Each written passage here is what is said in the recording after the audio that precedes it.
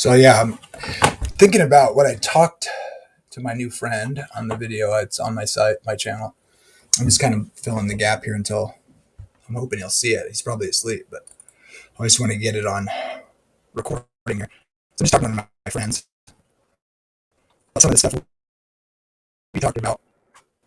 And so I thought, hey, let's just get this on recording so that to see, then he can respond or we can have a conversation later. And if you're listening to this, CJ, I sent you the link on Messenger because I didn't want to put it on the public because I just want to keep it me and you for now. If you're hearing this. Well-cited little source I have, and then I have a video that talks about it from some guy, some like That's me. Faux rabbi. Faux rabbi. Oh, there's two people. Come on. I came across a long time ago. Alrighty, close that. So we were just talking about how like the names of people in the New Testament seem to be awfully coincidentally related to the theme of the story that's in the New Testament, which may strike some people as, hey, what's going on here? This is clearly a narrative, a fictional narrative, because like, dude, the guy's name is Sleepy, who falls out of a window, and he falls out of a window when he falls asleep when Paul is preaching, or Barabbas is son of the Father, and they let him go instead of Jesus, who's the real son of the Father, things like that. The Roman soldier's name, in the Old Testament, coincidentally, these names all mean what happened to them in the biblical narrative. So like, hey, this is obviously fake. This is made up, obviously. And then a Christian might say, well, God has foreknowledge, whatever. But well, some of the names don't make sense with the story that's listed in the Bible. Why wouldn't it be all of them? There he is. So me and CJ were just talking about some of the things we would appeal to suggest those are not really any kind of objection worth that should make you not believe the narrative is historical, although it might at first glance. And so CJ was giving some really good examples. So I thought we could just do this real quick to get him out there on the channel. And then maybe Nidemos is probably, it's directed at Nidemos, or however he wants to say it, Nidemos. And so I thought hey man, let's just get this on the video, and then he can respond or we can interact later on it. Because like I said, he's probably asleep. So, CJ, I mean, the guy falls out of the window because he falls asleep when Paul's preaching and he dies and then he gets raised from the dead. His name like literally means, that what happened there. Like, come on, dude, this story is obviously fake. I mean, look at, what's the other one we were talking about? Well, we had talked about a couple. Barabbas, maybe, but maybe not. Yeah. And then you thought of a really good one that we didn't talk about. Me and Nidemos didn't talk about, but one of the ones that I was talking about was Balaam. Yeah, by chance, the one you're thinking there was another one too. One of the first ones you said, or I thought, or also maybe we can talk about some of the stories that seem to be similar narratives. Although maybe you have some thoughts on that. I told you my thoughts, which I already mentioned to Nidemos, and I don't know, he thought that was agreeable, but maybe he'll bring some actual examples after he sees this or whatever. But yeah, anything you can say about the names that you think is interesting and why or why not they're not that impressive of coincidences that should suggest the story is just made up because of it. Go ahead. Yeah, absolutely. So there's a couple different examples that can be used to kind of look at it. So I'll go point by point, in the sense that each of these examples would be illustrating a different point why you can't necessarily say, oh, well, that has, this, that, and the third, therefore. So the first example I would give is Moses, right? Moses is, in the Hebrew, it's actually Moshe. And if you look up the name Moses, what it means is to draw out, right? And the text actually gives us a reason for this. It says, well, he was drawn out of the water, specifically of the Nile River. And so he was called Moshe. And if you look at the Hebrew word for draw out, right? To draw out, it's mashah. And so you could say, okay, well, it's awfully coincidental that this happens to be the case, that he who was mashad, I know that's an incorrect thing to say because obviously it would be in English, right? But you get the point. He who is drawn out is named to draw out in Moshe, right? But that coincidence is being looked at from the wrong direction. It's not that he's Moshe and happened to be drawn out. It's that he was drawn out and therefore is named Moshe. You can give a similar example with my own name there. The C in CJ is Christian. It's not a coincidence that I grew up in a Christian family. Rather, that's why my name is Christian, is because I grew up in a Christian family and my father wanted me to have a name that reflected that, right? One of my two little brothers has something similar going on in that his name is Daniel. It's not a name as descriptive as mine. It's not the adjective of what it means to be a Christ follower, right? But it is one of the prophets. And so you can kind of see there's a lot of different names that end up like that. So, for example, you would have Shemuel, right? I called on the Lord, or I called on God. It would be more specific there. That's Samuel. Or you have names like, what was the other one I was just going to think of? I just lost the other one. But you get the idea. There's that version of coincidence, right? Where it's like What was the king one? The king one? Well, that's going to be a different one. So I'll get to that. Okay, yeah. I'll just let you go. So the second kind of coincidence is like David, right? Which means beloved. And he just so happens to be a beloved king. And Shlomo or Solomon, which means peaceful. And it just so happens to be that his reign was a time of peace, right? Those are a little bit too coincidental, right? And again, I would say no, because they're just really common names and they're things that people would definitely call themselves or call their children, to be more precise. So just as an example of this, how many times have you met a girl named Faith? Well, what if she happened to be a Christian woman?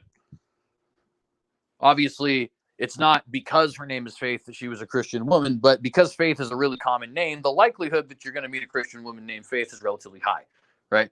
Likewise, the likelihood that you're going to find a beloved person whose name is Beloved or David it's not like that is astronomical by any stretch, right? A lot of people would be naming their kids Dawid, and in fact, David would be in the Hebrew, but it goes back to an old Phoenician name, Dawid, and there's a Daoud before that. The point there just kind of being that is a quote coincidence that's just statistically incredibly likely to happen. And the same thing is going on there with Shlomo, although Solomon is a man of many names. He's called Shlomo, he's called Koheleth, he's called Lemuel. And so, whether or not Shlomo was even his birth name, I guess could kind of be up for question. I think it probably was, but the point is just to say if it wasn't, I wouldn't be 100% shocked. And so that's another kind of coincidence where it's like, okay, so the first one, he's being named after the thing that is causing us to think there's coincidence. And in the second one, it's just a really likely occurrence to happen. You're going to have many Georges who are farmers. George means a tiller of the ground. You're going to have very many Faiths who are Christians. You're going to have very many, Jamesons who are actually the son or the grandson or the great-grandson of a James or something along those lines, right?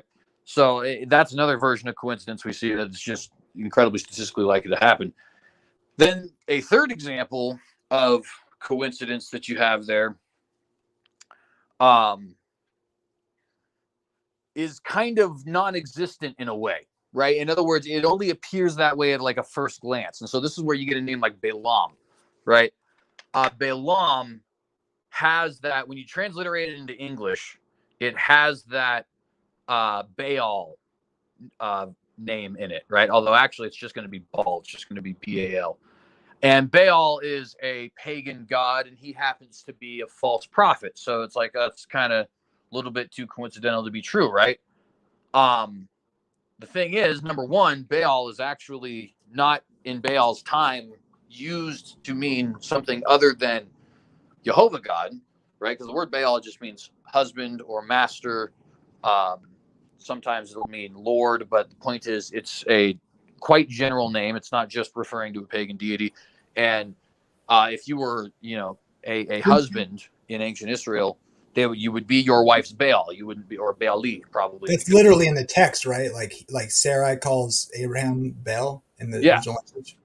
exactly. And there's also a point in Hosea, and it's repeated in Jeremiah, where God says, because of Baal worship, no longer will you call me Baali. It's almost like, hey, we've gotten to a point now where this name is associated so much with this pagan deity that I don't want you to call me by it anymore. And as a result, you'll see things like Ishmael, the son of Saul, becomes Ishbosheth, right?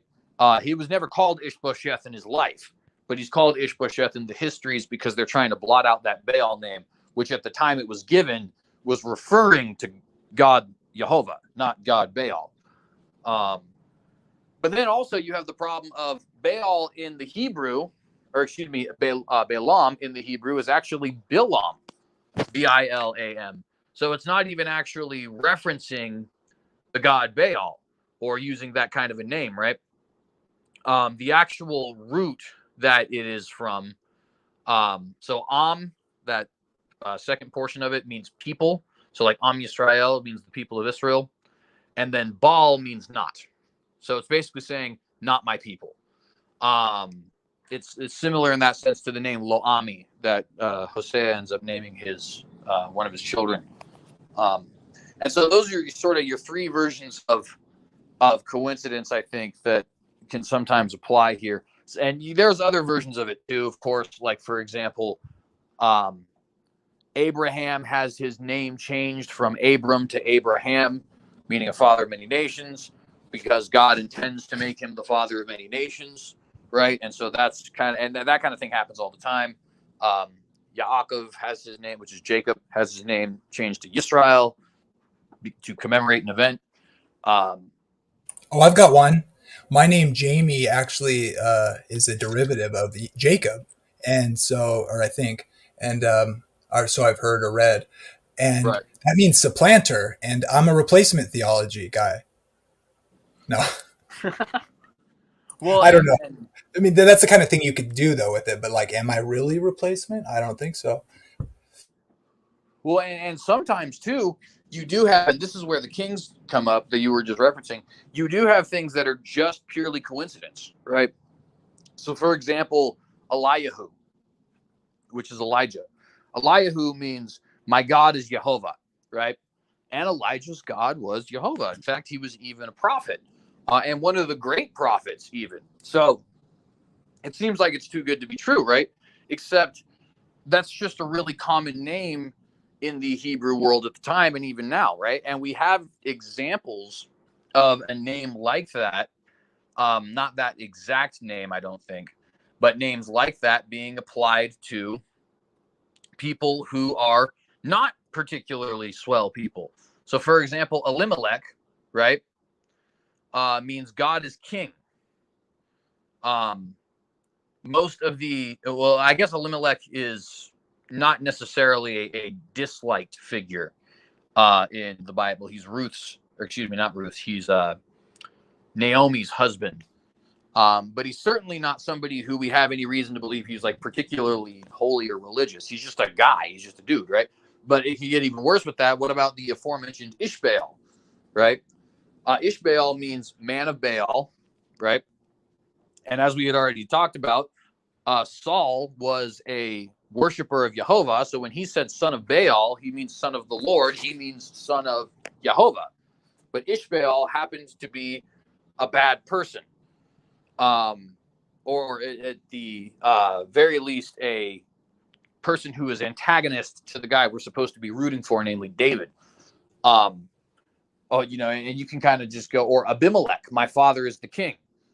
Well, that father being referred to by the name Abimelech is not actually your earthly daddy. It's your heavenly daddy, right? Hence the reason why most of the Abimelechs we know are not part of royal lines. Not all of them, but like, for example, there's an Abimelech in Judges. Abimelech is the son of Gideon, and Gideon was not a king at any point in time. So when Gideon named his son Abimelech, he wasn't saying I, Gideon, am a king, and therefore this man's father is a king. He was talking about God the Father, right? And yet Abimelech turned out to be a terrible guy. And so you kind of have stuff that, occurs like that as well, where it's like you can see the inverse of this and see just how coincidental it really can be. And here's an example of that in the positive. The word Miriam, which is Mary's name, means rebellious. Well, Mary was anything but, right? She's the be it unto me according to thy word girl, right? But her name means rebellion, and people who have offered a alternative etymology have said that the name means bitter, which isn't exactly better, right? The point is in both of those names, whether it mean bitter or rebellious, which I think I'm more convinced of the name rebellious, neither of them apply to Mary, right? So you can see that going in both of the directions there. Another example is Mark, the guy who wrote the Gospel of Mark. Mark means, it's Marcos, and it means a follower of Mars, the Roman god of war. Again, Mark is anything but. He's a Christian. He's a follower of Jesus Christ. Yeah, but CJ, what about the guy who falls out of the window, and then Paul's preaching, and then he raises him from the dead. You know that one?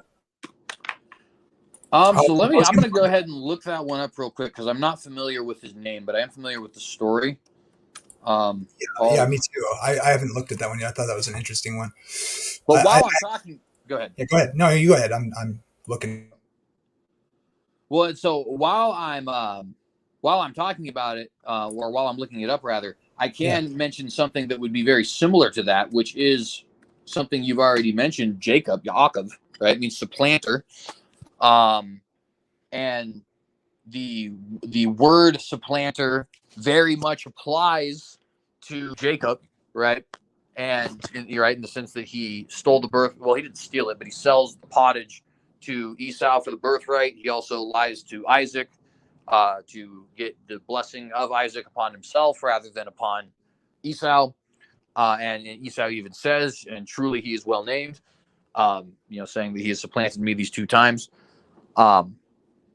And in that example, it seems like, oh man, that seems kind of too good to be true. But there's a couple things that we would need to consider even in that case, a case that is seemingly immune to all the different examples I just gave, which is number one, we know Yaakov is not actually immune to all those other ones because it is a common name. So it does fit under one of the categories already mentioned, like David, right? It's just a name that a lot of people were called, not even necessarily always Jews. Yaakov is found all over the Middle Eastern world in various Semitic contexts. The other thing, though, too, is we got to remember God is speaking prophetically through these individuals according to the text, right? So a lot, and not always, but a lot of times when these people get a name, their name is not just the choice of the parents, but rather the Spirit of the Lord has kind of set up history in this way. It's come over these parents in such a way that they want to name their child thus and such. And that's just the outright claim of the text. Sometimes it's very explicit, like saying you shall call his name Jesus in the case of Jesus himself. And sometimes it seems to be a little bit more behind the scenes, like this Yaakov example. But in either case, when you have a divine author, so to speak, right, it is possible that you have names that are deliberately meant to be kind of self-prophetic in that sense. But by the way, I do have Eutychius up here now. I guess is his name, Eutychus. It looks to me like what I can find the name means fortunate. This is the one. Nidemos brought up. I haven't looked at it. I just thought, wow, I'm not surprised if that's the case. What does it say there? So it says it's derived from the words "you" meaning good, and "tike" meaning luck or fortune. So his name would mean good luck or good fortune. Well, he did get resurrected, but he said he made it sound like it was more specific than that. But I guess we'll have to wait and see what he says. Unless you think there's more you can find. Maybe it was just an incorrect point, or maybe you have to stretch it out. Well, I mean, look like Methuselah, right? When I brought that up to John, Walton or whatever his name is. Is that right? John Walton? The temple guy, right? Who says that the earth Yeah, is yeah, temple and all that. yeah. Yeah. He was like, well, uh, he kind of, well, I think if I recall, this could be slightly mistaken. So, but I'll mention it as an example anyways, because it's the sort of thing that it's definitely like this, something like this, but I could be slightly misremembering. But it was like, on one hand, he was like saying, because I mentioned how, well, I know the scholars, do two roots, but like if you do three, then it could be this. And he was like, well, whether it be two roots or three roots, we don't really know for sure. And, he agreed that, why it's normally thought of as two or whatever. And then and then they brought up, well, we don't even know if like these, like if you went back in time and you met this guy who's being referred to here, like, would he be known by the name Methuselah? Or like, they kind of like flirted with the idea that, like you were saying, like you might have many names and like maybe this name was like developed because of the nature of who he was or whatever, or what happened after the fact. And so, they meant the name like really strictly as a nickname because of what it meant, maybe. Like, but they didn't come out right and say that. He didn't come out right and say that, but like flirted with it. Like that's a possibility. It's just kind of like, we don't know, who knows sort of thing. And like, Methuselah's name happened and he happens to die the year of the flood. Like who knows, right? That could be part of it too. What do you think of that? Like, could names be like adapted according to the story because the names mean something? Would that ever be the case, you think? I That don't certainly like can that. happen. Like for example, if I named a kid Moses today and he happens to be very law abiding, that would, even though the name Moses doesn't mean law abiding or law or legalist or anything like that, Moses is associated with the law. In fact, sometimes he's used in place of the law, just the name Moses. And if you look him up on like Chabad, for example, they'll call him the lawgiver, right? Right. So like, oh well, yeah. How about this? And like, we're not even. I mean, I don't want to appeal to this because like it's kind of speculation, and I don't even think we need to speculate in this way. But like, you could say that guy's name is X or whatever, and then it's similar to like some sounding to something else, let's say. And so after like some major event happens that everybody remembers about you, and it's like that's that guy who this happened to, and his name actually kind of sounds like like it could become your nickname because of what happened in history to you, and you get known as that guy. Or if you like in the writings, like it's possible, like in oral transmission, for instance, of a story, it's like it's that guy who this happened to, this he's known that guy in that story, and then like literally the name's recorded according to like, because he's the guy in the story, like it's not even, you know what I mean? If the name means something to the people, like that seems plausible to me, at least, like through history, that especially if there's like oral transmission. I mean, that's less likely, but I mean, it could be an explanation, I suppose. That's just total speculation, by the way, just to be clear. Well, and yeah, that thing it's gonna happen plenty of times, right? I mean, we have actually a very, very famous example of that. I gave the example of Moses, but a much more famous example of that would be Caesar, right? Julius Caesar, I guess I'm not nearly as familiar with Latin as I am with the Hebrew or Greek for that matter. But I believe his name is pronounced Kaisa.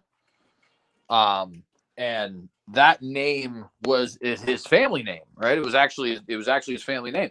And it went on to be the dynasty name. And so it'd be this thing that people kind of like applied to themselves when they were ruling in the Roman Empire.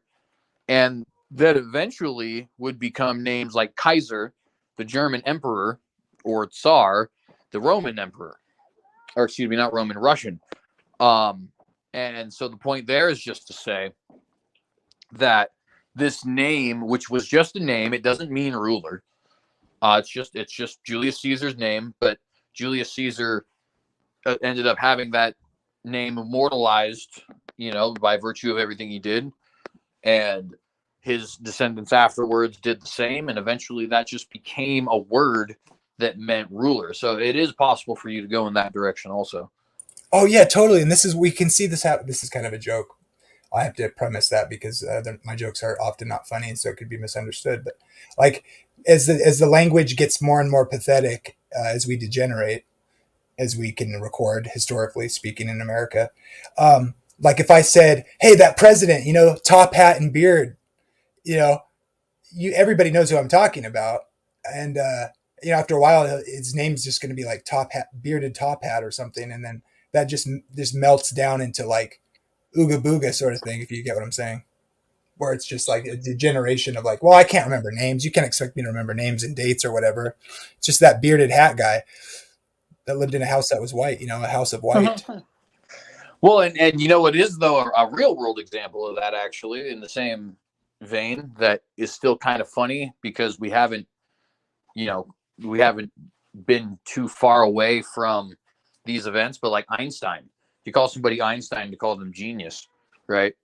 Um, I don't know if right now in the dictionary it would say a genius, but I'd be willing to bet it probably would if you looked up the word Einstein. Um, Yeah, in the because Ebonics Urban Dictionary of Ebonics, maybe. No, I'm just joking. No, yeah, totally. That's that sort of thing, right? Seems plausible. Well, what about things like? Do you think that? Do you have any thoughts on the idea that like narratives in the Bible seem to be like famous stories in more ancient literature, and then it's like seems like they're kind of robbing the story. The road to Emmaus he has this amazing experience where he gets divine revelation and changes his life or whatever. There's stories like that are certainly older than that. Apparently, what we would say was a historic account, but certainly not if that's like a famous story, bro. Like, come on. yeah, so there's that one also is going to have a couple different paths you can go, and it's going to depend on from story to story. So sometimes it's just false. So like for example, people will often say, well, we know Sargon of Akkad was also placed behind a bunch of reeds in a river in a reed basket, and so therefore Moses was clearly copying Sargon of Akkad. And the reason for thinking that is because we do have a story that says that about Sargon of Akkad. And Sargon of Akkad lived in like 2200 BC.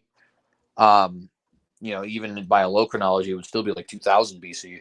And Moses, even by the most late estimates, which would be early date proponents, and I guess that'd be early estimates, but nonetheless, would be about 1400 BC. So anyway you slice it, Moses lived after Sargon, right?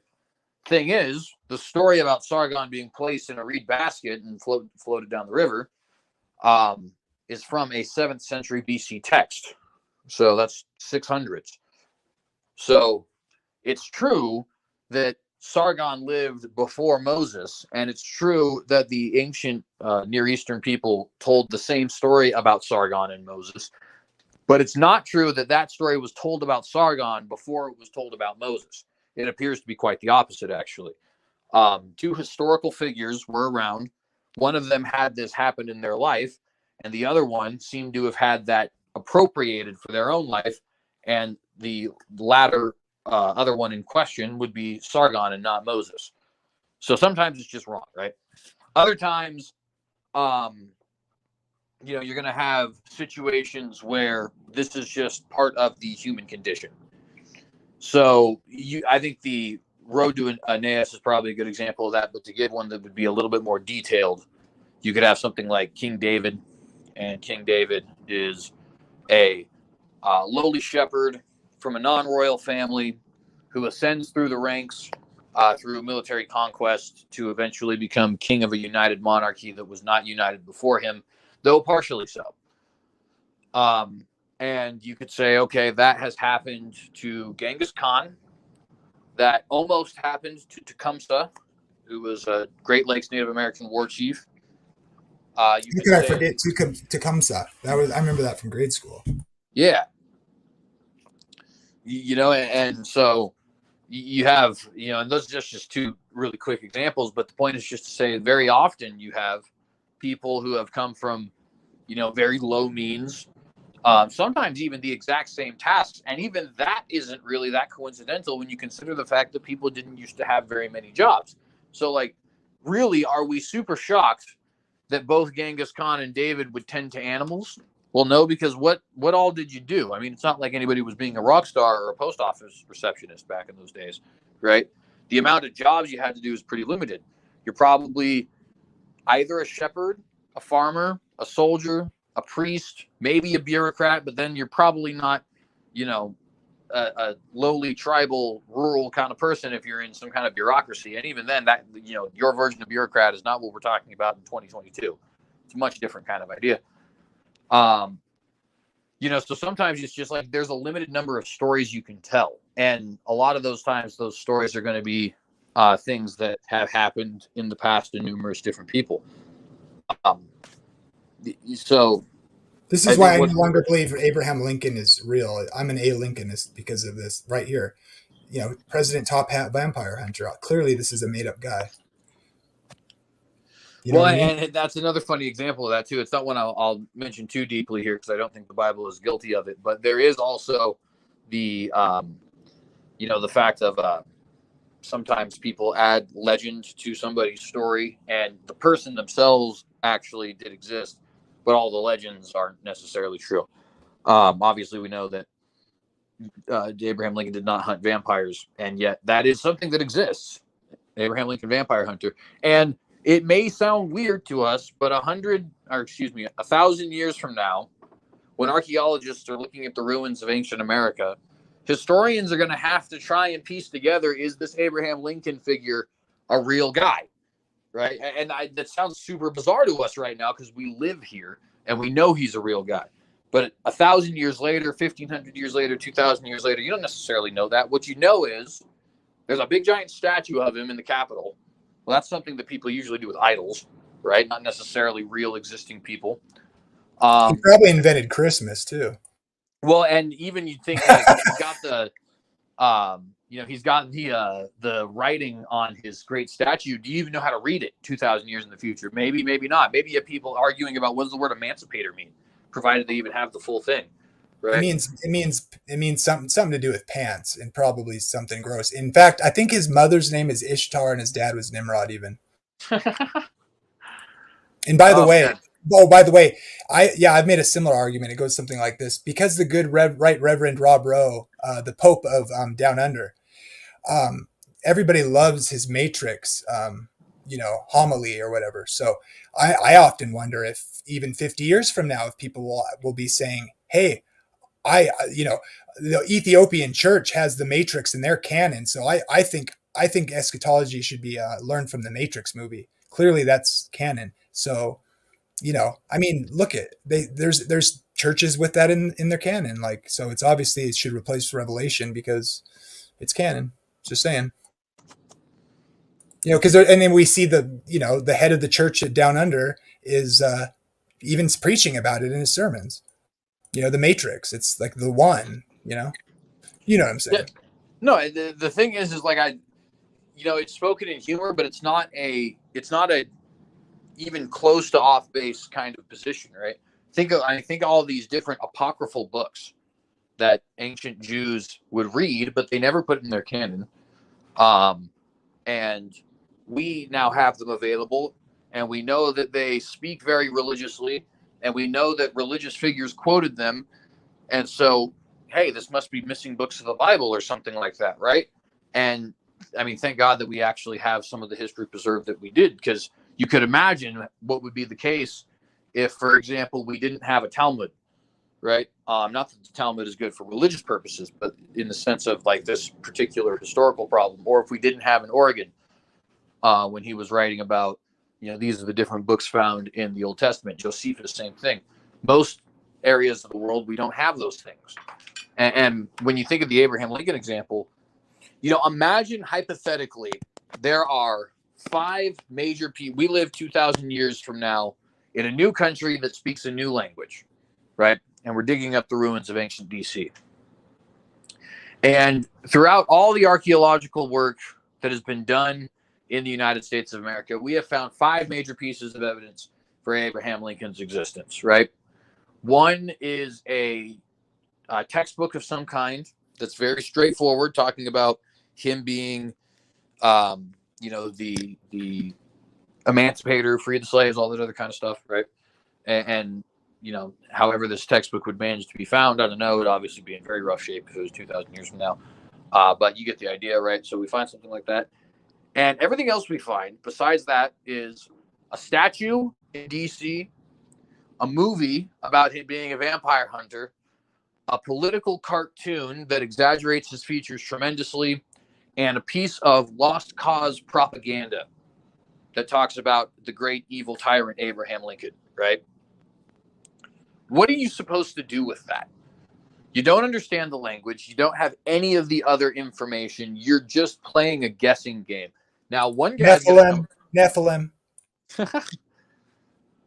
Well, and so one guy's going to come up in this hypothetical, right? And he's going to say, hey, look, this textbook that we found is very grounded. It speaks matter-of-factly. I think this guy was a president. Maybe they're even able to decipher that he was the 16th president and that he fought a civil war. And they try to extrapolate from that. But some other guy can come around and say, no, Abraham Lincoln is just an ancient American archetype of a heroic figure from back in the 1800s era, from back in the 19th century time, right? And we know that because he's the guy who freed the slaves, but he's also the guy who crushes the vampires, right? And obviously we have a statue, a religious shrine, as for all we know, right, to this guy up there in Washington, D.C., in something that looks very suspiciously like a temple. You know what I think? Like, yeah, I think he was probably like a Broadway tap dancer that would like tip his hat as he went out behind the curtain. And during the weekdays, he actually was just an exterminator who had a peculiar distaste for ticks, bloodsuckers, and so that just got legendized. And pretty soon he's killing vampires, and yeah, that's not wrong. It's not wrong. And everybody likes a good Broadway show, and so let's make this guy our leader, sort of thing. It's not wrong. It's just mythologized. Yeah, and don't you know his name means the father of many nations? So it's no surprise that he would be told as a vampire hunter in one legend, and told as the great emancipator in another legend, and told as the guy who kept the Union together in a legend that paints itself as historical. And you get the whole idea, right? It's like this sort of a thing. It seems super bizarre to us today because we're only 150 some odd years removed from Abraham Lincoln's life, but that is a real thing. And especially when you consider all the other factors, like they haven't maybe found all the information, or they've only found certain information that is actually kind of misleading, not because it intended to be, but because that's just the way it worked out.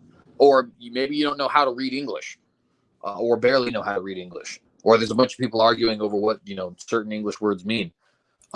Or, and here's even, this is a really, again, it's something that would seem kind of bizarre to us because we live here in the now, so we know what it's for. But if you didn't know why there was a big statue in this temple-looking contraption in Washington, D.C., and then you found it, well, I would conclude probably it's possible this Abraham Lincoln figure is a god in ancient American religion, right? Now, that's wrong. That's 100% wrong. But that wouldn't be a conclusion that was super far off base if that's all you had, or if you had that plus very scant amounts of evidence elsewhere. I mean, let's be honest. Lincoln Memorial looks like a temple, like straight up. It looks identical to the temples that we have in Europe. And it's not like it's the first time the Americans built monuments to their gods, right? I mean, look at Mount Rushmore, for crying out loud. Now, again, I'm speaking as the hypothetical 2,000 year in the future guy. But you get the sort of idea. So when we see these different things that seem confusing to us, a lot of times it's just because we're living in a very, very far off kind of time. Just because people have told legends about somebody doesn't mean that that somebody didn't actually do something, and that the historical works about him aren't actually true. I think a great example of this that's non-biblical would be somebody like Shakespeare. A lot of people think Shakespeare didn't exist. Not most people, but there's a vocal minority of people on the internet who think that Shakespeare did not exist. And I think that the evidence is pretty much overwhelming that Shakespeare did exist. I mean, we have works with his name on it, for crying out loud. And the point is just to say that those people who say he didn't exist, they have a series of fairly complicated kind of arguments. And none of their evidences point to Shakespeare actually not existing. They just point to people's ability to mythologize around a certain figure. I hope I'm making sense with everything I'm saying here. No, that's totally, yeah, right. Yep. Did you know John Lithgow was the president before Abraham Lincoln there? I did not. Who? John Lithgow, or like the guy. I think that's who I'm thinking of. But look, clearly Eisenhower inspired. Well, actually, I don't think I want to disrespect the presidents actually any more than I already have. But you know, which is the shortest president? Had the shortest guy, the shortest presidency in here. I believe the shortest presidency ever would be William Henry Harrison. And where is he? Can you pick him out? Henry Harrison would. I think he's trying to kiss you right now. I think, isn't that him? Yeah, I believe he's on the left side in the middle. Yeah, and who's this guy? Let's see. Which one's the one in the wheelchair? That would be Roosevelt, FDR, Franklin Delano Roosevelt. Where's he on the picture, though? You see him? Let's see. FDR is. I'm just going through them, so just give me one moment. They actually have duplicates in here, I'm noticing. Like, I just saw Truman twice. There's Harding twice. Oh, you're right. Yeah, there is. It's totally mixed. It's totally cheating. Hey, look, Sigmund Freud there from third from the top right. I don't know who that is. I can't remember. That's Benjamin Harrison. Oh, nice. Good job. I don't think FDR is actually on here. Well, who's the one in the middle, second from the left in the middle? Or from the right, I mean. Who's that? Second from the right in the middle. Oh, yeah, that is FDR. Okay. And do you know the guy next to left of Lincoln there? He's to the left of Lincoln, that would be James Buchanan. Yeah, I knew it was like a longer name. How about the guy next to Jefferson up there on the right and left, actually? They both look like they could be Frodo. That's funny. So on the left of Jefferson is John Adams, and on the right is, I think that's James Monroe. It might be James Madison, though.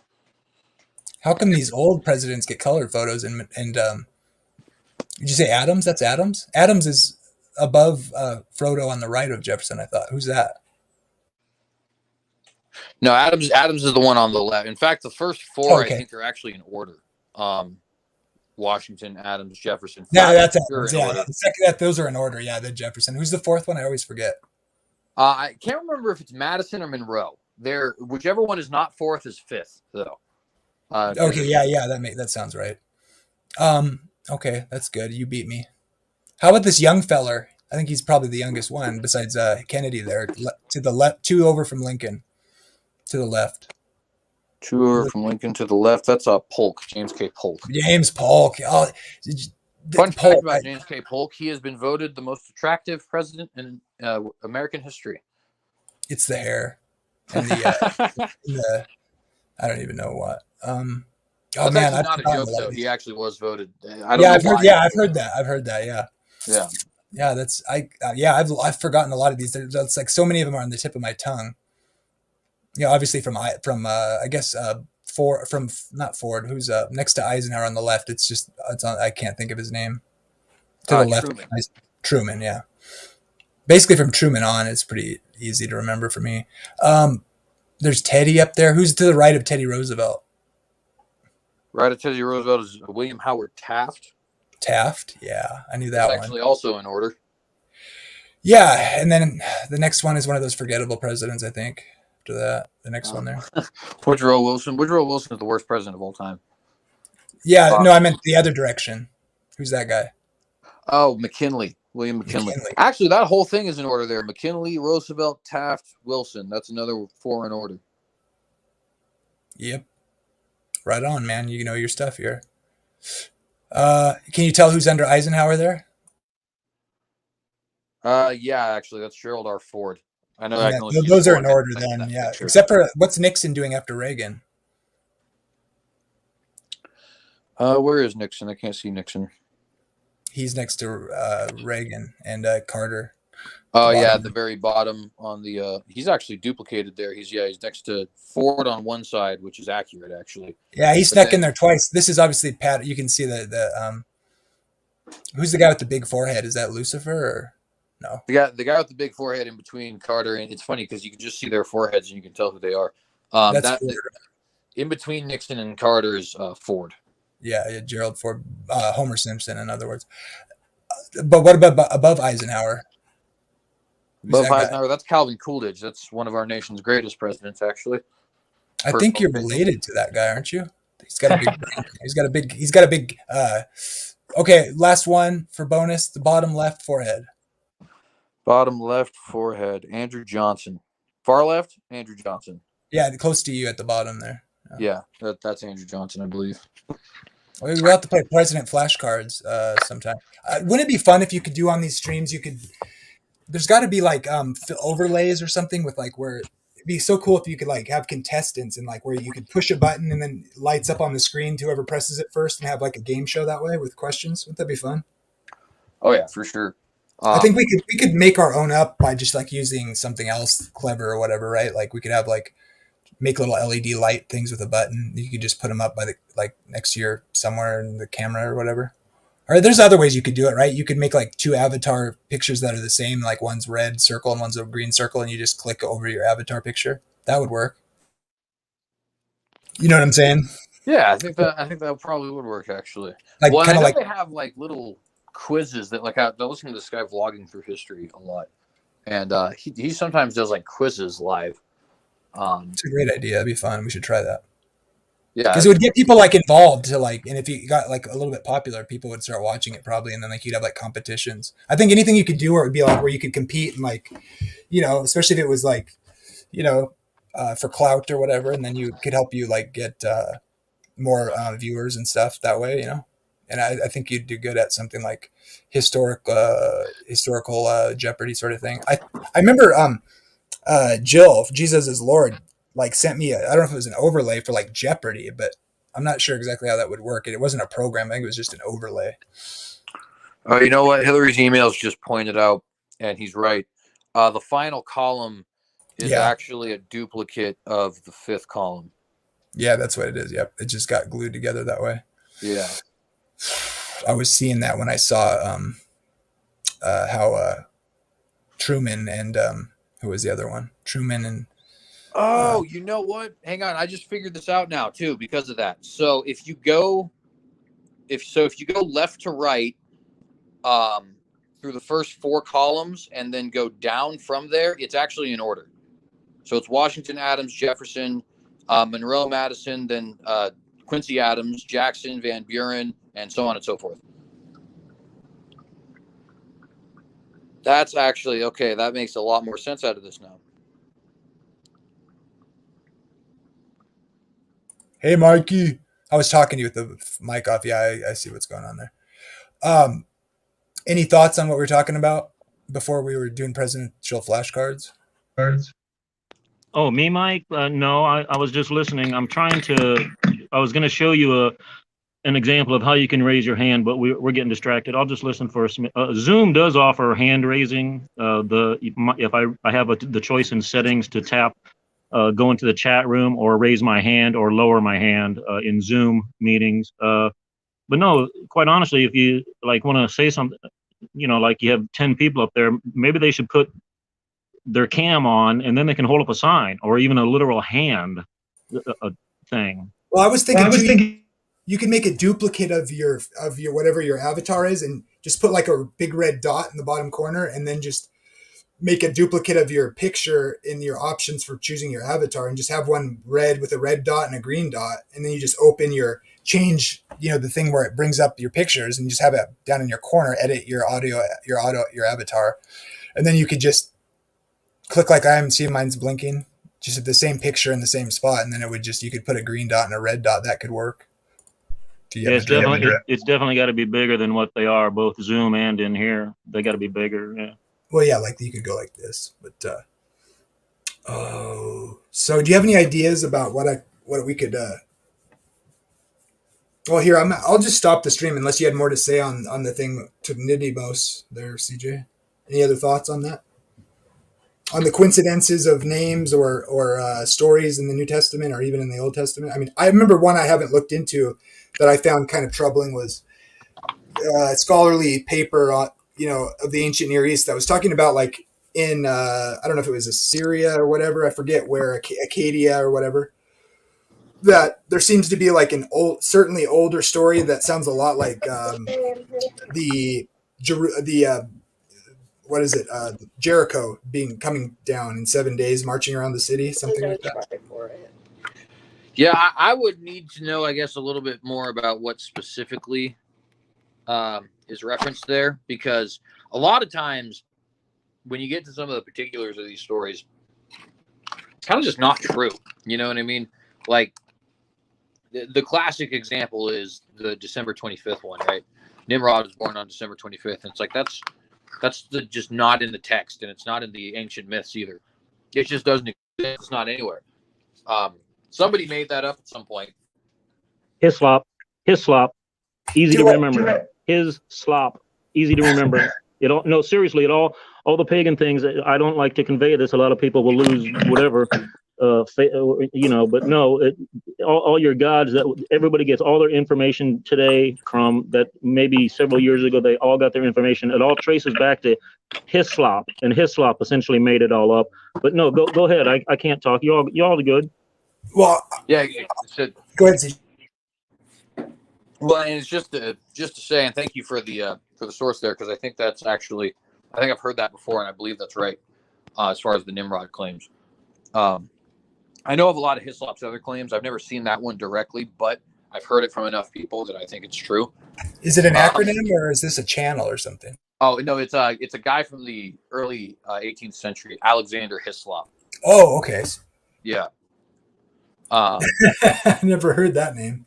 Well, it's like when you go to Google and you get like you're looking up like Passover, and it says something weird like, oh, a 7 or 8 day event celebrated by the Jews, and then you go on to the next different website, and and they essentially copy paste. It's the truth. They're explaining the truth in their separate websites, but everybody's getting it from one source.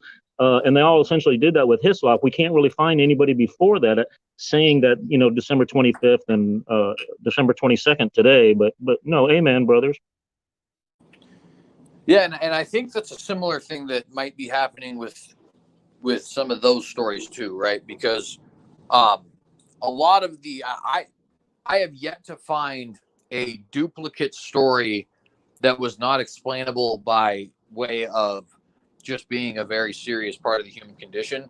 And so when you start to say things like, oh, it's kind of like Jericho's as far as marching around the 7 times and all that, my initial reaction is just skepticism. I don't know if it's true, right? Now, it's still possible it could be true. For example, the Sumerians have myths about a global deluge, right? Global flood. And they have myths about an ark, and they have myths about 2 of every kind on that ark, and so on and so forth, right? But that's precisely the kind of myth you would expect if it were true. So that, in other words, the fact that we find duplicate stories in that sense kind of doesn't help anybody, because if you expected that the story was made up, you would expect an older source. But also, if you expected the story was true, you would expect older humans to have that memory, right? So you can have situations like that sometimes, but if you're saying the story of Jericho is predated by, because obviously that's a historical event, that would make a whole lot of sense. I think it was on Heiser's channel, like Naked Archaeology, that website. I think it's posted in there somewhere.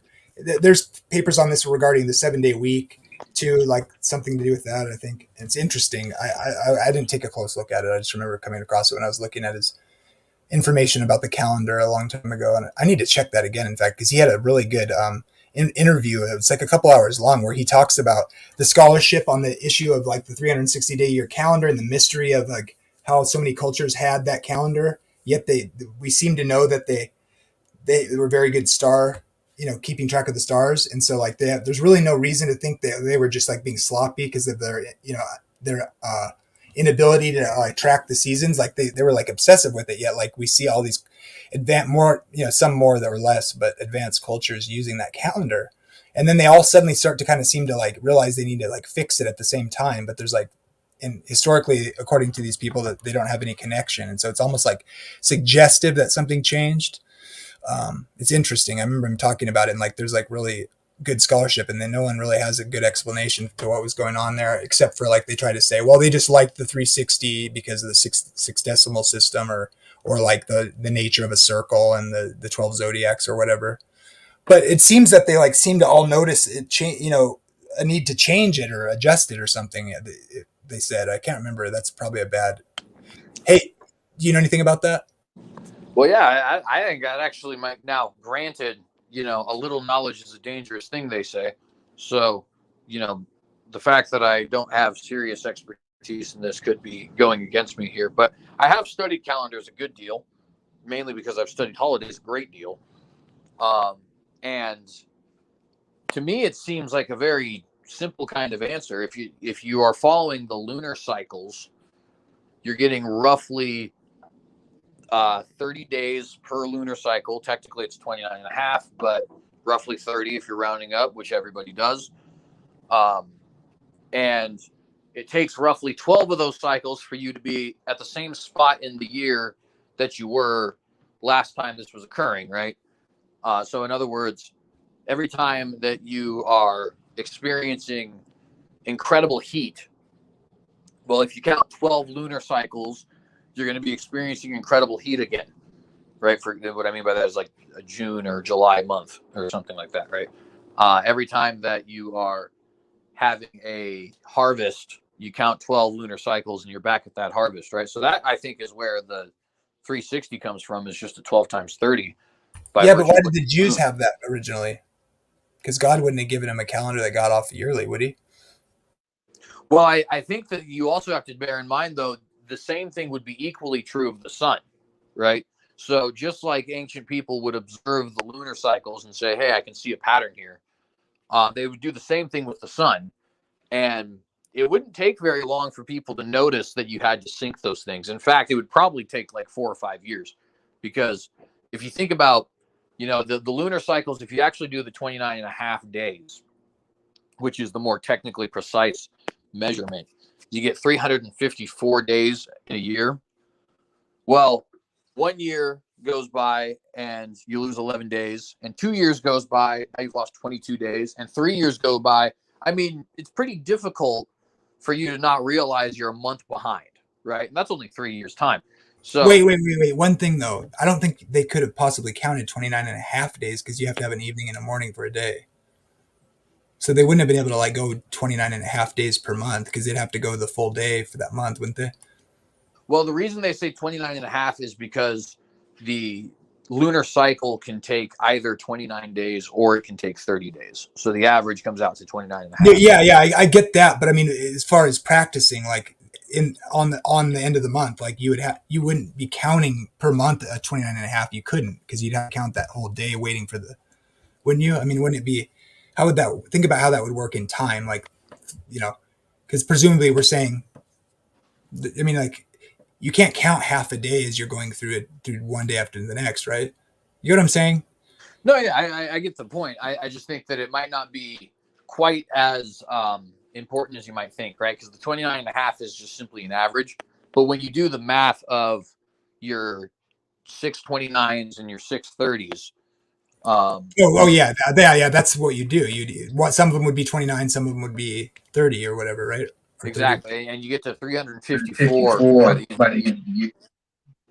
Yeah, so we run into two different calendars. Then the way to do it mathematically, like they chose to do in the year 165, when the Sanhedrin was finally disbanded, it was outlawed for a while. They came up with an algorithm. That's why we see on our paper calendars we hang on the wall, a certain April or March or something, we get, it'll say Passover begins.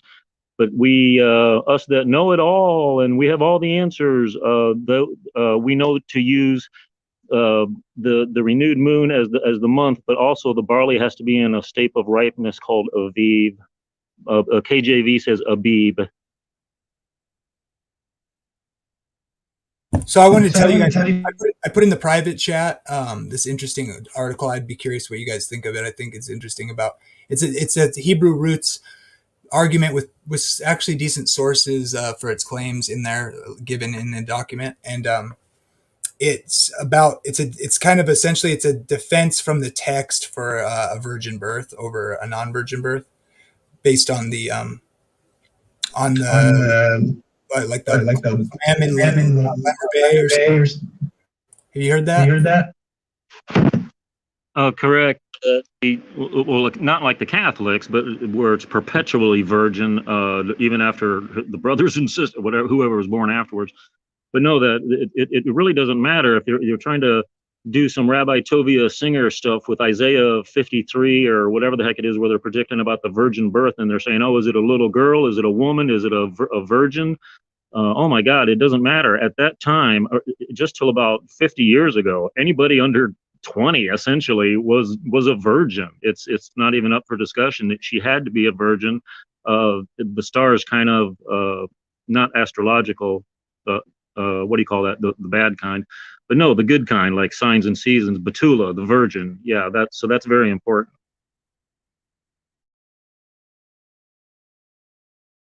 Yeah, apparently there's like ancient or before the first century, there are like several Jewish rabbis that wrote about the closed mem, because closed mems normally just come in like the end of a word. I guess that's when you close that letter. And Correct. but It looks like the mem in correct. Lemmer Bay is closed or whatever, and they talk about how it represents like a woman's, like a womb or whatever, because it kind of looks like a stomach or whatever, and then if it's closed, it looks like it. They write about this idea that's suggesting that, and the way they relate it to water too is interesting, and Mayim, and how it's got a mem on the either end or something, and that's all tied into like Waters in or some what? Or water, what? water, my whatever it is, Mayim or whatever, Mayim. That's They plural. tie a bunch of stuff together. It's just interesting, and the fact that it's related to the texts that mention the verses that are talked about as a virgin birth, and the closed mem, and the things that rabbis said before Christ about that idea, and what the symbolism of that letter in their extra biblical writings or whatever, and then the relationship of the words for that are related to birthing, and this, because apparently the way I understand it is that you don't have a closed mem unless it's at the end of a word, but for whatever reason the word lem or bay, which is related to one of the verses, I forget which exact word that is or what it Yeah, it means. looks like a B. It looks like our letter B. If it's closed, it's normally written just as it's not. The circle isn't really complete. So yeah, it's genius. It's a genius way of embedding a code that, hey, this you guys are going to be talking about this from years from now. It wouldn't make the Old Testament if it was just a maiden. What's the Yeah, and prophecy? like you said, you don't need it, but the question is, like, is this enough evidence to think, like what I was talking about earlier, CJ? I Oh, would share it on the absolutely. screen, but I can't because it's a No, PDF, no, so I can't. no. So, Absolutely, it's a famous teaching. It's very important. It ranks. Yeah, no. That must be done. There's the people against it are so off base and unnecessarily. Like I say, if you want to go off the New Testament only, it's a young girl. It's clearly a virgin. I mean, I don't know. yeah, I don't know. right. Culturally, it's like that's kind of obvious. It's funny because Christopher Enoch was doing a stream and I was in there, right? And I dug all this up while he was talking because I was really pissed because I'm like, dude, why are you trying so hard to like deny and he like appeals to different sources, and I'm just like, and he doesn't take a canon seriously, and he's got his reasons for it, but I'm just like, I want to change his mind. Like, I was like, dude, I'll send you, like, you like the Jewish sources you always talk about what the rabbis say. I was like, here's some ancient rabbi sources on it. This is what they're saying. You can get the virgin birth from the Hebrew rabbis and what they were saying before Jesus in the language. They make these claims or whatever about this word. And like, it's like, come on, dude. You got to doubt every text when the doctrine doesn't work with your what you were taught or whatever. It's like, you gave your stipulations for what kind of evidence you needed. I provided multiple lines of evidence of the kind you said you need.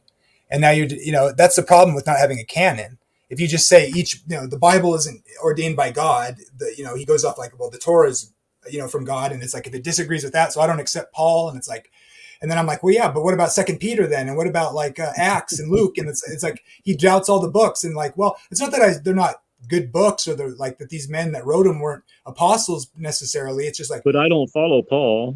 but I don't follow that. So basically, if anything disagrees with me, I'll just declare this book, not as inspired, or it has errors in it. And it's just like, dude, you have no foundation to stand on except for the Torah, and that like doesn't make any sense. And now you're just, I just keep telling him, like, it's so problematic what you're saying, like, but he makes some decent points about that, like, but it's almost just like reasons to doubt. And it's just like, dude, you can't do that as a believer. You have to trust that God like had providence in like bringing us his word. Like, come on. Like, so that's the problem. Like, yeah, I think the Catholic Church is corrupt and like we can't trust the early fathers like to any degree, but it is interesting to look at because if Oh they all yeah, agree on something and and they're we early, stand on their and we stand on their shoulders. Thank but God for them. Thank God my mom was Christian. I would have, thank God for that. Amen. Yeah, yeah. yeah. So, it'd be nice if like we got the Bible from like the whole thing, the canon, at the Jerusalem Council or something, I guess, earlier and by like more trustable people. But like, it's usually never that much of a conspiracy. Like there's conspiracy in some sense, like anything that's not true is from the devil ultimately, right? I feel like I have to say that. But at Well, the I think same time, we can't I just think throw everything out, the baby with the bathwater. And people do that too often, I think. yeah, and that closed mem like I say, it's just like like Matthew, the 14, 14, 14 generations don't pan out. If you count them, you get 14, 14, 13. And it's like once you figure it out and you're like, oh, there's 14, that the whole fact that somebody tried to change it to make it look like there was a contradiction in the Bible, you see that clearly, and then the 14, 14, 14 is the whole reason that they put it in there, was to preserve that.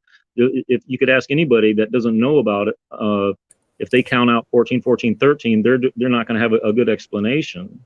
What's so interesting about that?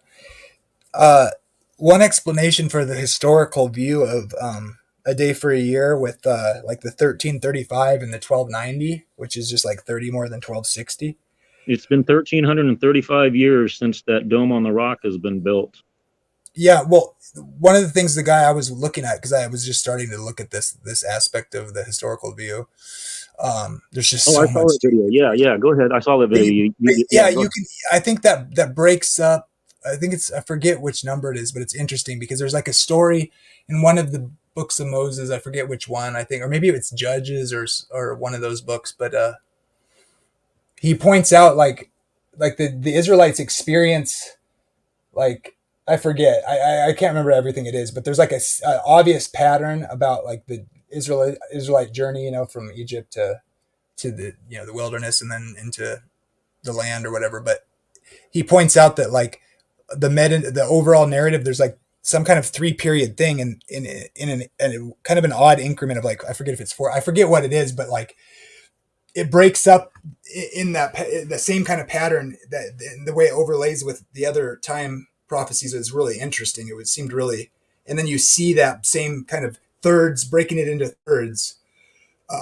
Maybe it's 42, something to do with 42, just like 3:14s that you see in the New Testament. That's broken up into like the genealogies that way, which is like 6 sets of 7. It's kind of, there's stuff like that in Scripture. It seems to me like triplet patterns and dealing with sevens, and like you don't want to go too crazy with it, obviously, but you need to have some sort of like grounding principle for that. But it is interesting when you see like, because Paul says they were like a pattern for us, for the church, and I see that sort of thing. And CJ, one thing I was going to mention that you brought up about the prophet thing, it's interesting how like the people, like Christ ends up like, even in like in the messianic passages, right, like the Egypt thing where it's talking about like the people as a plural, and then it switches to like a personal pronoun, and then those are adapted, quoted in the New Testament as speaking of Jesus, because they're like, he's like he's the prophet of the people, right? Or it's one reason why I think there's a connection with Michael, because he's like the prince of the host, and there's kind of like this overlay of the captain of the over Israel or whatever, is like, that seems like that could be like Jesus, or at least a Christology. And so just like the prophet is that represents the people, and then Jesus is like the representative of his people. And then, but I was going to say like what was it, a similar thing is going on with kind of how like Jesus is, his body is the temple, and like we're the body of Christ. And Paul says you are the temple, and you are the temple collectively as the body of Christ. And like Israel is also the same kind of thing, right?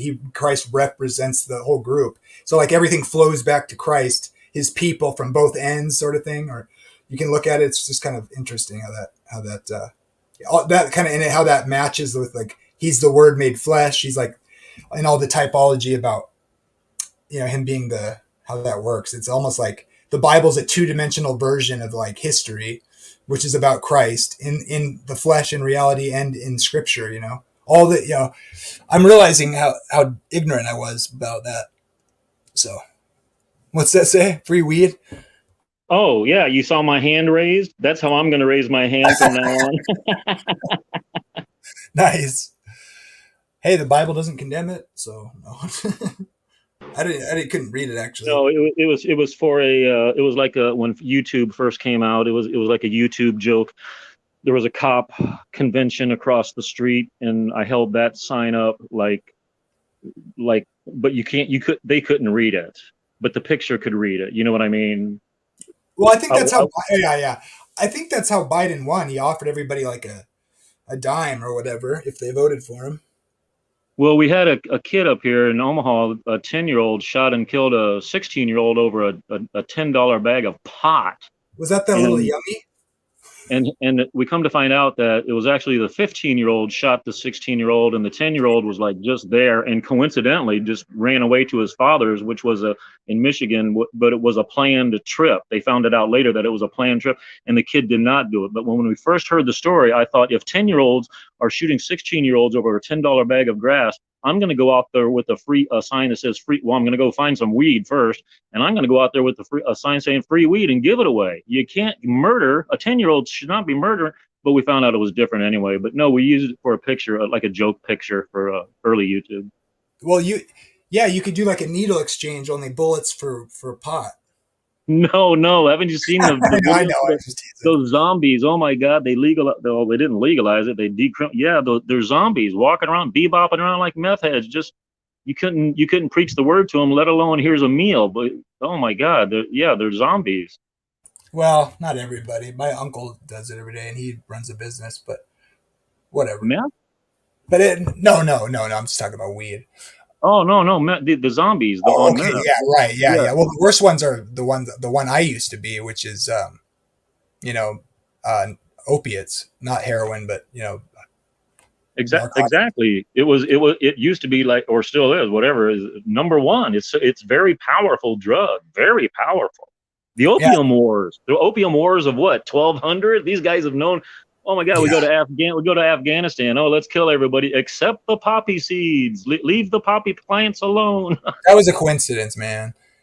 Well, you give a opiate addict a couple benzos with his opiates, and he's literally a zombie. Like literally, it's so sad to watch. But anyway, so did you look at that, CJ? Did you take a peek at that thing? I'd be curious what you think, but I know you're busy, so don't worry about it. But it is interesting. I'd be curious to see if you thought there was enough data there to be possibly a legitimate thing. It seems to me if the rabbis were talking about this notion and the word is they make that connection, and then the word ends up being related to the passages that have to do with messianic passages about Jesus being born or whatever. That seems like enough for me to say like there's got to be something to it, but I could just be not thinking about it well. But it does seem legit to me. Yeah, I guess it certainly could be. I just don't really know. You're talking about specifically the whole closed mem thing, right? Yeah, there's more to it in that document there in the private chat. I think I sent it to you. I can't remember. There's a bunch of ways they get to it, but the main thing that I thought was kind of like reason to think there's something to it is the fact that the rabbis actually talked about it, and then that word is used in that passage about in Isaiah. I think it's Isaiah 9 or 8 or something, or 16, or I forget. Where it says that the woman will give birth, and what verse is that? It's Isaiah 9, maybe. Oh, it's way further, maybe 54. No, the closed mem one. The lemmer bay. A virgin shall give birth. Yeah, I mean, I'll just look. Hold on, it's just right here. It's Isaiah. I swear it's like after the root of Jesse part, isn't it, or something, or the stump, or whatever it talks about. I think it further goes on to. I think the people that are opposed to that, like Tobias Singer, I think they go Isaiah on 9. It's Isaiah 9:6. Oh, that's wonderful Counselor, mighty God, eternal Father. There we go. Let's see. A child Yeah, will be born to us, a son will be given to us, the government will rest on his shoulders. That verse. Lemmer Bay is let's see, it's just translated to the increase. I don't know. Just let me know what if you think there's anything there. The fact that I think the citation, I don't see it now. Now where is that? There, I had it.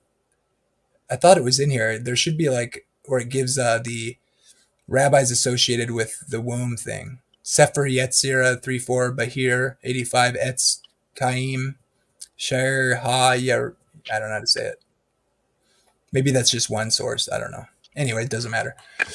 Well, any thoughts, last thoughts, or we can talk about whatever if you guys want to keep talking, but I'm pretty tired. I don't have any sort of last thoughts. I think I might actually end up streaming another hour because yeah, if you want to.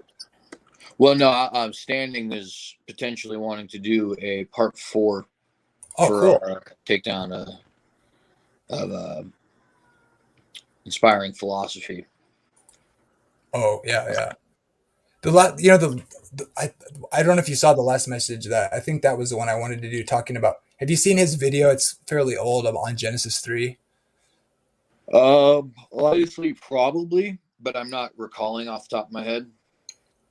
Have you looked at that in the Hebrew? Like, that's very problematic for me because it seemed like he's arguing that like it's not the serpent is not saying like you shall not surely die. He like goes on this long explanation of why it's saying something slightly different, which is not a direct negation of what God said. And I wanted to ask somebody who knows the Hebrew to see if that's the case.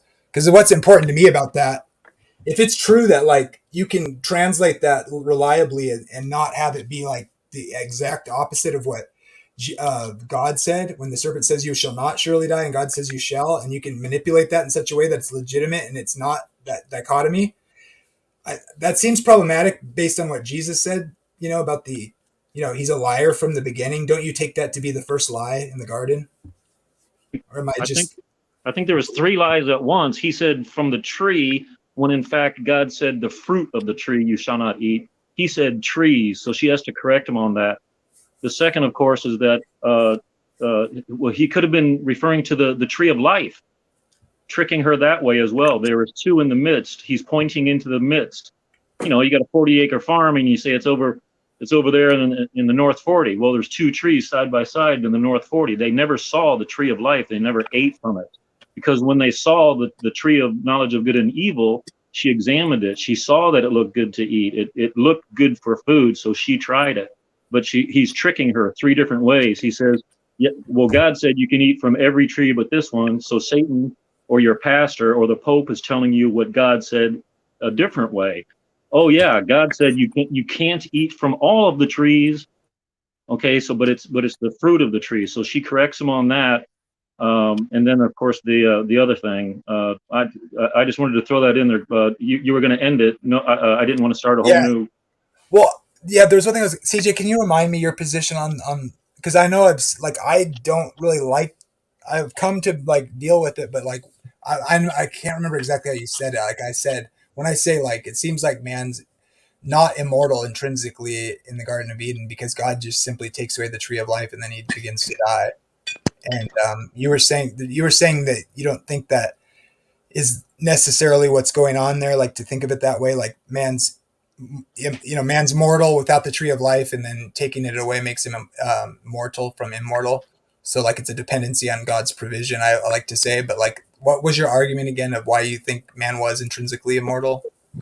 Yeah. So there was a couple things. So the first thing was I think the tree of life thing is a small redundancy.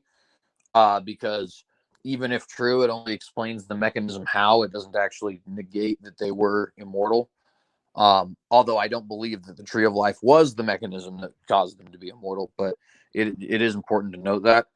But the argument basically is there's no mention of the tree of life actually being necessary for eternal life up until the fall. It's only after the fall when he says, lest they should take of the tree of life and live forever. And the tree of life is been seen throughout the ages. I believe it's even specifically said in scripture to be representative of Jesus. So fallen man now is basically being told that the only way to attain immortality is to cling to Jesus and eat of his fruits, for lack of a better term. The metaphor is actually quite strong, I think, in that sense.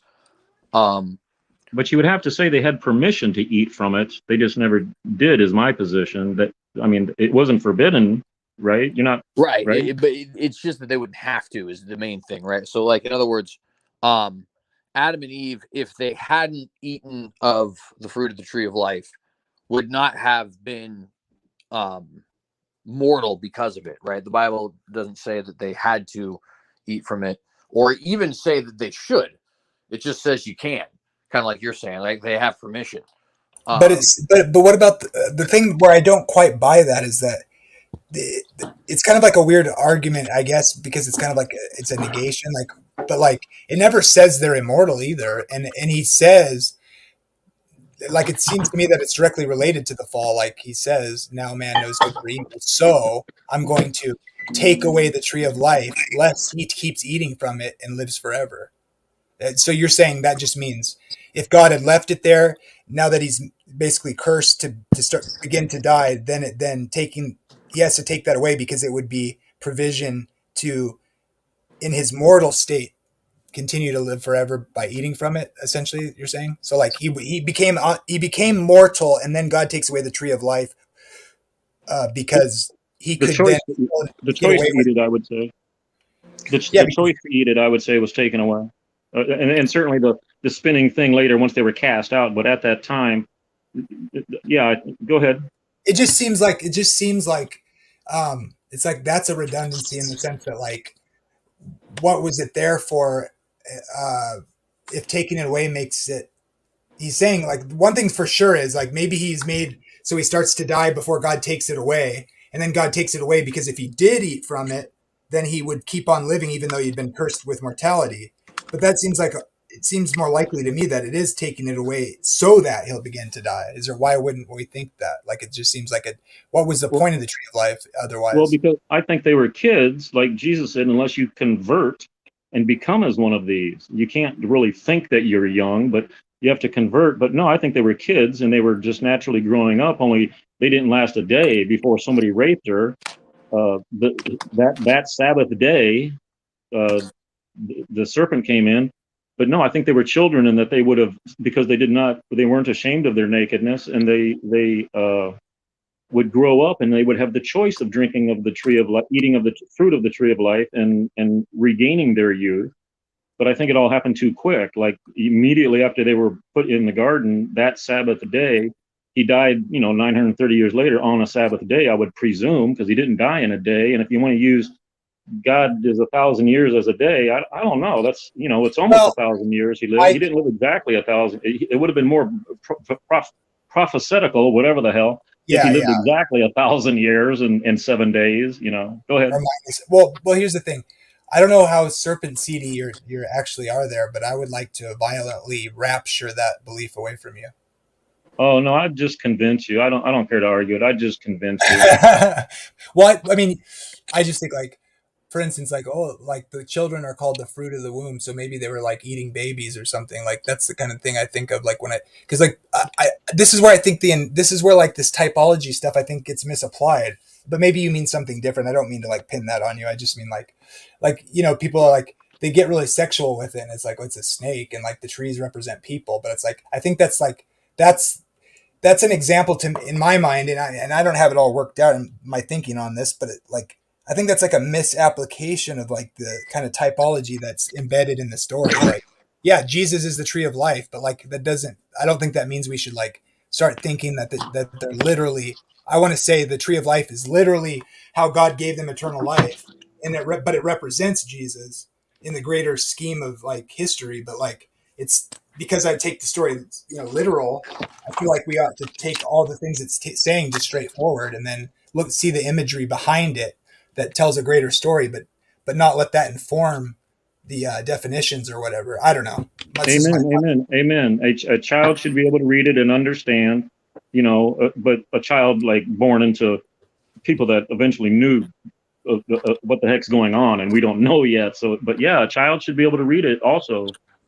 Yeah, and so, like, if you like, I usually, it's the way I test stuff like that is I go, if something seems weird about it, I'll take the analogy and just keep going with it and see what happens. And like that's how I came up with like, well, then you could someone could argue they're eating babies because children are the fruit of the womb, and the trees give forth fruit after their kind. And like if the trees are people, and Satan's tree is the bad one, and that means she like had sex with the Satan or whatever, then like how far do you want to take it? Like that means the fruit of the tree and the fruit of the womb, it's babies. So she actually ate her baby, and that was why they fell or something. That's like seems like a continued extrapolation, but I'll leave it at that. If you want to respond to that, you can. And CJ, if you want to say anything, but I know you got to go, so I'll close her down. Well, No, I'll I'm just good. kind of Go say, ahead. or sorry, go ahead. No, I was going to say I don't have anything. Go ahead, CJ, please. What I was just going to say briefly is that I think with the tree of life thing, right? We do have context of physiological change in Genesis 3, including the explicit statement that Adam will die, which is not present before. Dust thou art, and unto dust thou shalt return. And I think also, we do have context elsewhere that seems to suggest that there was a entering in of death here, right? Like there wasn't death before and now there is. And so when you think of it, from the perspective of it does appear to be the straight literal translation, right? Which is why we tend to come to this conclusion as literalists that human beings were inherently immortal at first. And then you have this tree of life, and the tree of life is only mentioned as being necessary for life after the fall, necessary for eternal life after the fall. And we do have clear reference to Jesus being said to be the tree of life, right? Which I'm not even saying there wasn't a literal tree there. I'm just saying that the analogy is certainly meant to be made by the Bible, right? Yeah, and it does do that in Revelation and in Daniel even. Right. And so what I would say is I just think that what it's trying to specify is it's almost like teaching us in the future, when we're reading this, hey, if you want eternal life, you'll need to take from this tree of life. And it's not actually, the thing is, this is common in Genesis, right? So I'll give you an example that is actually totally lost in translation. Because, obviously English versus Hebrew, right? And it's actually going to involve the same word we were talking about earlier, et. So that's going to be interesting. But when Eve is being cursed in Genesis 3, right? The context of the cursing is primarily childbirth, right? That seems to be the big thing. So it's in the case of the man, it's primarily work. And in the case of the woman, it's primarily childbirth. And of course, the both of them get the death, right? And when the Hebrew in Genesis 3:16 says, your desire shall be unto your husband and ye shall rule over thee, it actually is your desire shall be to your man, Isek, right? Which is Isha, and then that K is a what do you call that when you own something, a possessive, but in the feminine form. So it's saying your desire shall be unto your man, and he will rule over you, right? Well, man isn't the straight definition or the straight word that you would use to say husband. Obviously, if you're talking to a woman who is married and you say your man, that's kind of the assumption you make, is that it's your husband, right? But it is peculiar that they use the word Isef and not like Balik or something like that, right? Or Bali, I guess it would probably be, but nonetheless. So you go further down to Genesis 4:1, right? And it says, I have acquired a man, and in English, you typically get from the Lord or with the Lord, but the word being translated from or with there is et, and et is not translatable. It's the best way to think about et is like an arrow, right? So, for example, when it says Bereshit bara Elohim et hashemayim, it's saying in the beginning God created, arrow pointing to the thing He created, the heavens, and then va'et haaretz, arrow pointing to the thing He created, the earth, right? And so that's kind of the main function of it. It's not the sole function of it, but it's the general gist. For somebody who'd be an English speaker, so you can kind of get the idea. So she's saying, I have gotten a man, and then there's that et there, and it says Yehovah. I've gotten a man et Yehovah, right? And we typically translate that with or from. But what it's actually saying in the Hebrew, if you just read it straightforward, is I have gotten a man, arrow pointing to the man, the Lord. So Eve is actually calling Cain Yehovah, right? Now, of course, The man, yeah, that arrow pointing is kind of like our capitalized the, like you're directly the ball that just went down the sewer. Go get the ball. Yeah, go ahead. yeah, exactly, right. Now, of course, we know from 1 John 3:10 that Cain is of that wicked one, so I'm not claiming that he is Jehovah, right? But I am claiming that Eve expected that she would be receiving a male child, a man, right? And that man would be the Lord, right? And I first learned this, by the way, from Anthony Rogers, but since I happen to be learning Hebrew, I was very quickly able to check it, and it checks out. Eve was expecting to be receiving a male child who would actually be the Lord, but would also be a man. That's in Genesis, way before anybody was thinking about Gospels or anything like that, right? That's And why that's I know where you're going with this, but I let me throw this in there real quick. I'll let you continue. That's exactly why Cain killed Abel. He thought he was, as far as the serpent seed, had to kill him. He was not going to lie and wait for the heel. He was going to rise up against his brother first. Was our point of view. No, go ahead, brother. so that, see, Mike already actually knows about this. It's interesting. So Well, yeah, I thought you were anti-serpent seed. That's serpent seed dogma that I believe in. So, well, to be fair, I'm not really anti-serpent seed. I've never had an issue with it. There's actually versions of it that I think make a good deal of sense, and I don't find them to be heretical at all.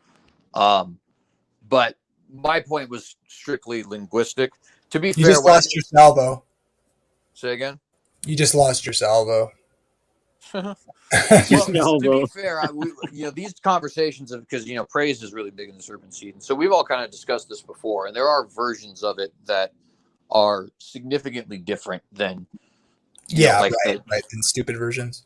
Yeah, exactly. Yeah, go back to your story. I didn't want to interrupt it, even though we got like kind of a thing. Go ahead, please continue for the audience or whatever, the tape. Yeah, well, and I actually am pretty close to the wrap up. The main point is just to say, so what we have going on here is, by virtue of symbolism in calling her male child man rather than boy, and in calling her husband man rather than husband, you actually have a clear teaching of Eve's expectation, which is that Messiah will be divine and will be a man and will be born of the womb of a woman, right? You also have a secondary application here, which is that Cain is of that wicked one, and she misidentified Cain as the Lord.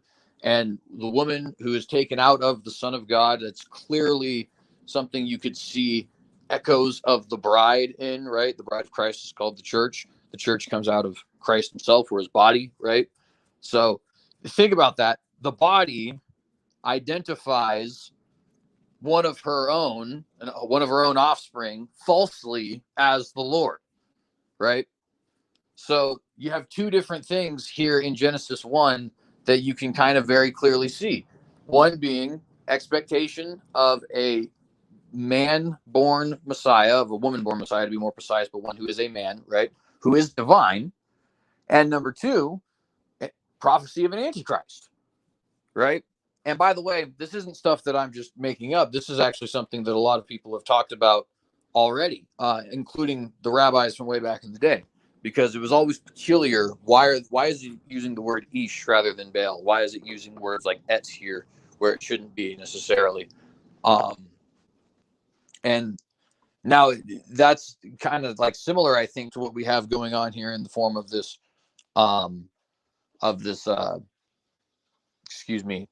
tree of life being representative of Jesus. Also think of the clear symbolism you can see in the fact that Eve is taken out of Adam, the son of God, according to Luke, right? So Eve, the wife, the bride, is taken out of Adam, who is called the son of God, just as the body is taken out of. Yeah. You see what I'm saying? Yeah. Yeah, I totally see that. I think of Adam as like there's almost like a story there of like the love story of Christ and his bride. You could say too, even in there. But it's you got to be careful, obviously, with that too, because like Jesus didn't sin or whatever to like save his bride, but he became sin for us in a sense, and you can interpret that story that way.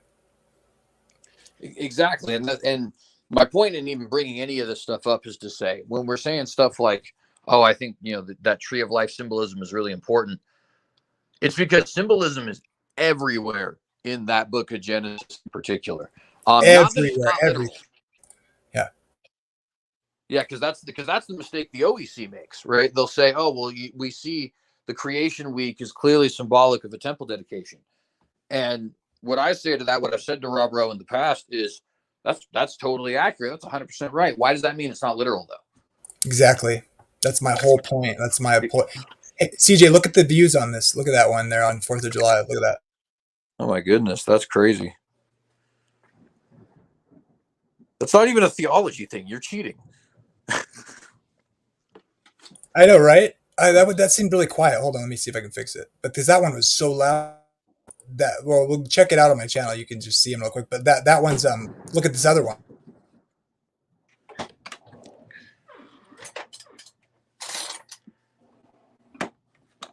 Okay, see that one on the right there, right? Watch this.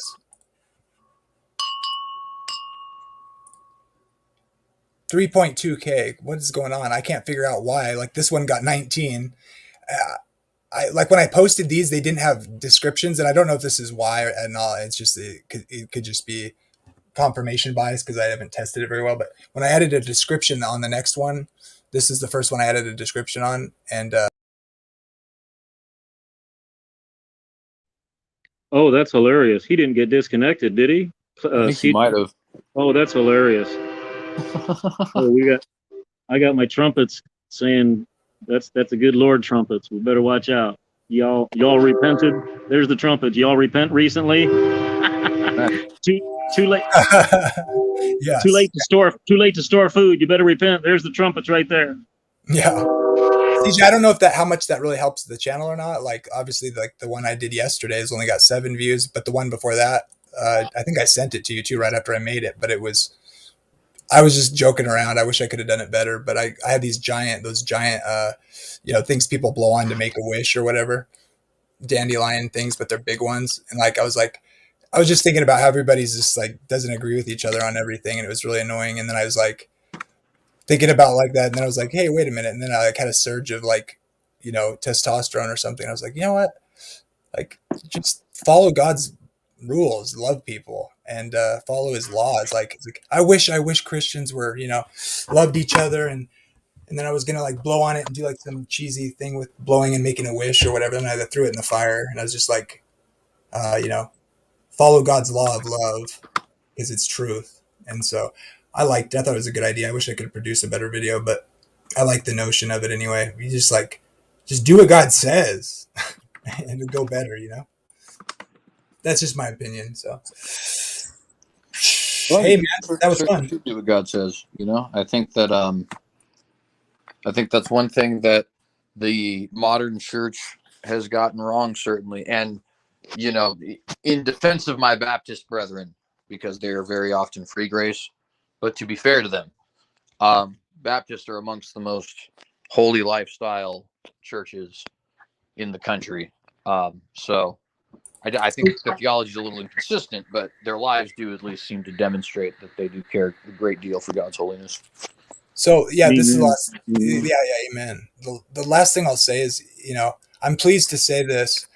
I don't know if it's just coincidental or whatever, but like in these debates, I'm sorry, but you're on my side, not their side. That's just the fact. That's just the way it works out in life. Like you are. I don't care what you say. I know your concern is with the once saved, always saved, but I say it's not OSAS that's important. It's justification by faith is important.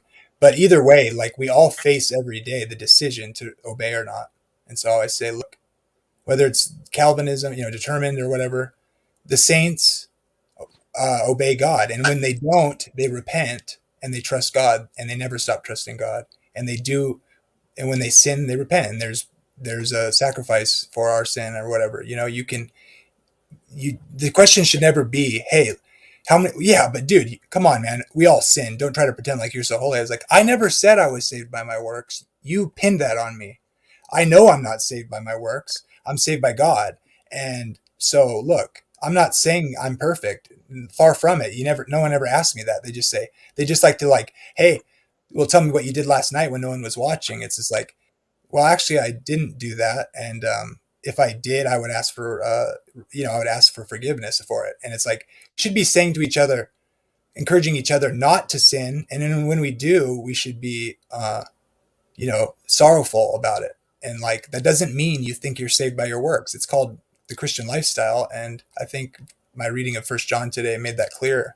And I'm just I go through these things where I get upset at people because I'm a wiener and I like get mad or whatever.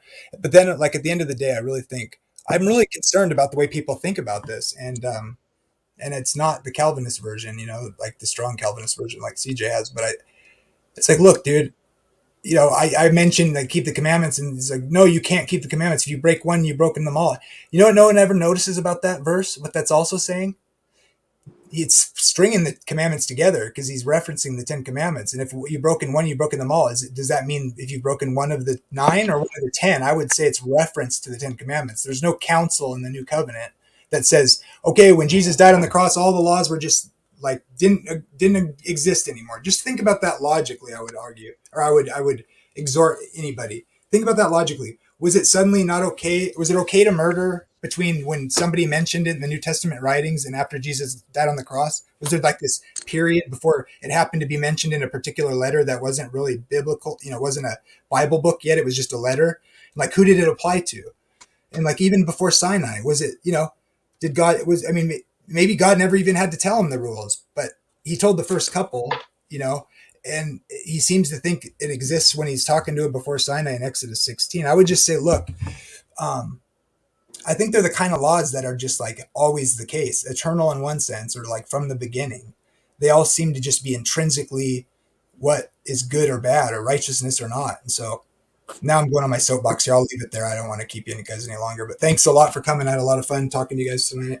That's my final thought because I get to do that because of my channel. So love you guys. See you later. Thanks for coming out. God bless.